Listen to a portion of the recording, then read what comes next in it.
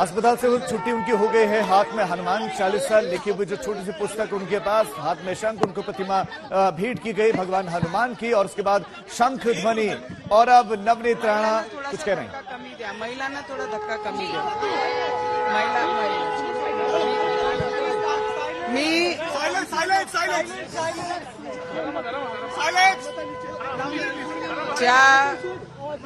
बड़े मुश्किल दिन क्या कहना चाहेंगे? मैं आपके माध्यम से मेरे पूरे भारतवर्ष की जनता को और मेरे महाराष्ट्र की जनता को और ये ठाकरे सरकार को मेरा प्रश्न है कि मैंने ऐसी क्या गलती की जिसकी मुझे आज सजा इन लोगों ने दी है।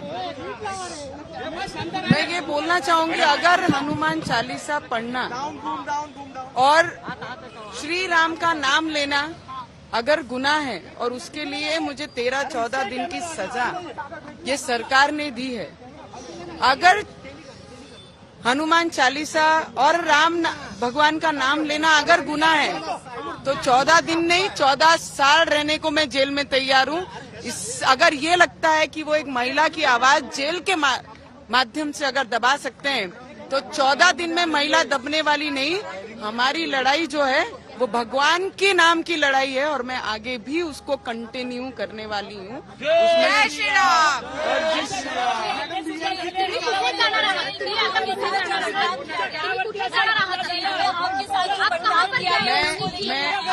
आपको मैं ये बताती हूँ कि जिस तरीके से मेरे पे जो कार्रवाई की पूरी जनता ने, वो सब क्रूर बुद्धि से जो भी कार्रवाई एक महिला लोक प्रतिनिधि पे और महाराष्ट्र की बेटी और बहू के ऊपर जो एक महिला के ऊपर इन्होंने कार्रवाई की है, तो उसके ऊपर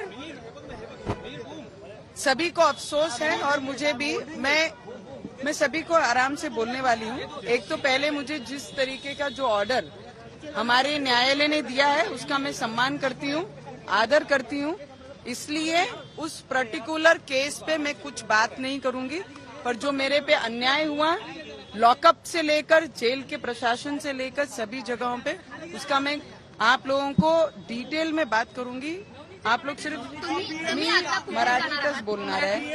आणि अभी जो अत्याचार मुझ पे हुआ, जिस तरीके से मेरे साथ में जो भी कृत्य लॉकअप से लेके जेल तक हुआ, और चेकअप जब 27 को डॉक्टर ने लिख के दिया कि अर्जेंट इनका चेकअप होना चाहिए because she is facing a major problem, spondylosis and my lower waist back जो थी उसका इंजरी जो है वो मेजर हुई है, तो शी शुड गेट चेक। पर 27 से लेकर 4 तारीख तक मी मराठीत ही बोलणार आहे। तुम्ही आता कुठे जाणार आहात? तुम्ही आता कुठे जाणार आहे? तब्येत कशी आहे तुमची? मेरी तबीयत अभी भी ठीक नहीं है। मैंने डॉक्टरों को रिक्वेस्ट करके बाकी में टेस्ट और बाकी मेरी जो भी डॉक्टरी ट्रीटमेंट है मैं ओपीडी के माध्यम से करूंगी, बिकॉज 14 दिन वहां पर और 4 दिन हॉस्पिटल में 20 दिन लगातार बाहर रहना से मेंटली जो भी नुकसान होता है, हरासमेंट जो उन्होंने किया, इसके लिए मैंने डॉक्टर को रिक्वेस्ट करके आज डिस्चार्ज लिया है। डॉक्टर की इच्छा नहीं थी मुझे आज डिस्चार्ज देना। पर मैं आपको एक बात बोलना चाहूंगी, उद्धव ठाकरे जी को भी बोलना चाहूंगी, इतना अत्याचार तुम्हारे पास पावर है, पावर का दुरुपयोग तुमने किया है, तो मैं आपको चैलेंज करती हूँ कि लोगों के बीच में आकर इलेक्शन लड़कर चुन के दिखाइए।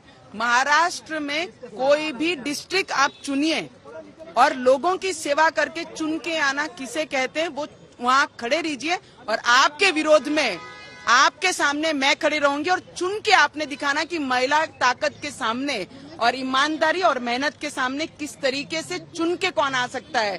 अगर दम है, आज आपके पूर्वजों के नाम से आपको आज पद मिला है मुख्यमंत्री का, पर जनता के सामने आकर आप लड़के दिखाइए और आपके सामने एक महिला ताकत किस तरीके से खड़ी रहेगी वो मैं आपको जवाब दूंगी। और आने वाले समय में मैं उनको चेतावनी देती हूँ कि आपने कंटेस्ट करिए और आपके सामने एक महिला खड़ी रहकर कंटेस्ट करके दिखाएगी। और महाराष्ट्र की जनता जिस तरीके से राम के नाम पे और हनुमान के नाम पे जिस तरीके से इन्होंने मेरे पर अत्याचार किए हैं, इसका जवाब ये महाराष्ट्र की जनता इन्हें जरूर देगी, इसमें कोई डाउट नहीं। और आने वाले कॉरपोरेशन में, मुंबई कॉरपोरेशन में मैं पूरी ताकत से बाहर निकलूंगी और इनको जवाब मेरी महाराष्ट्र की जनता दिखाएगी कि राम का और हनुमान का विरोध करने वाले का उनके साथ में क्या होता है करके।